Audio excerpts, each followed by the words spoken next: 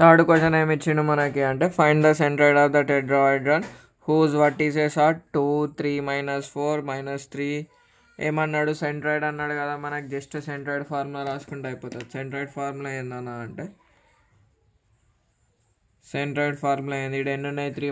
4 vertices కదా. So x1 + x2 + x3 + x4/4 y1 + y2 + y3 + y4/4 z1 + z2 + z3 + z4/4.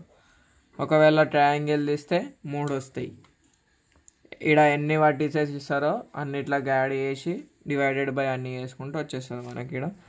So centroid equals to ఏమేమి ఇచ్చిండు? First add చేయి.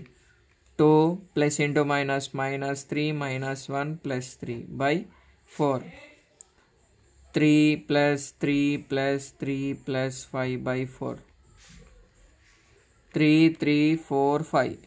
ఇగో ఇక్కడ రాసేటప్పుడే మనకి మిస్టేక్లు పోతాయి. సో ఆచితూచి రాసుకుంటే అయిపోతుంది. -4 -2 + 2 + 1/4 -3 + 3 క్యాన్సిల్, -2 + 2 క్యాన్సిల్.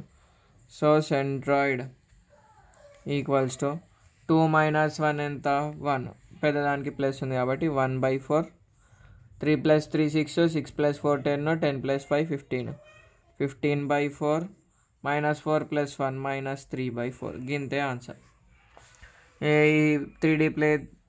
3D ప్లేన్స్ నుంచి మనకు ఓన్లీ 2 మార్క్స్ వస్తాయి. 2 మార్క్స్ దిగిటి ఈజీగా వచ్చేస్తుంది. గింతే ఆన్సర్. Thanks for watching.